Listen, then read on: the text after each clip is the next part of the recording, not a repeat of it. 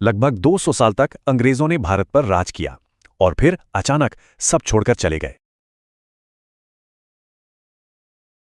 लेकिन क्या हमें स्कूलों में जो पढ़ाया गया वो पूरी सच्चाई है या कहानी कुछ और थी? अक्सर यही सुनने को मिलता है कि महात्मा गांधी के अहिंसक आंदोलनों की वजह से हमें आज़ादी मिली।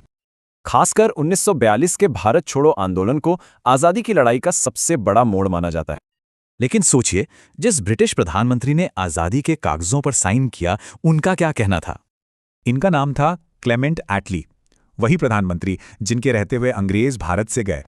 तो 1956 में उनसे सीधे सीधे पूछा गया कि गांधी जी के आंदोलनों का कितना असर था, और उनका जवाब सिर्फ एक शब्द जिसने सबको चौंका दिया, मिनिमल, मतलब बहुत ही कम।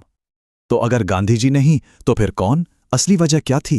कहानी का रुख एक और बड़े नेता की तरफ मुड़ता है, सुभाष चंद्र बोस, जिन्होंने कांग्रेस छोड़कर अपनी राह बनाई और बनाई इंडियन नेशनल आर्मी। जब जंग खत्म हुई तो अंग्रेजों ने आईएनए के पकड़े गए सैनिकों पर खुलेआम मुकदमा चलाने का फैसला किया। पर ये उनकी सबसे बड़ी गलती साबित हुई। ये मुकदमे डर की बजाय पूरे देश में गुस्से की वजह बन गए। और ये गुस्सा सिर्फ जनता तक नहीं रहा, ये ब्रिटिश इंडियन फौज तक भी पहुंच गया।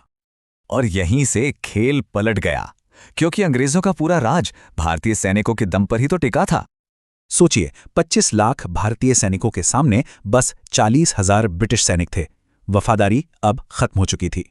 ऊपर से दूसरे विश्व युद्ध ने ब्रिटेन की कमर तोड़ दी थी। वो आर्थिक रूप से बहुत कमजोर हो चुके थे। अब अपनी ही फौज के विद्रोह के डर से उन्होंने भारत छोड़ने की रफ्तार तेज कर दी। तो असली वजह बनी बोस की आईएनए से मिली प्रेरणा और अपनी ही फौज के हाथों बेदखल होने का डर।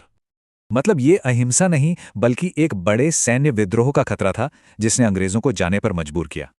तो सवाल यह है कि आज़ादी की लड़ाई में ऐसे और कितने नायक हैं जिनकी योगदान को शायद इतिहास ने भुला दिया।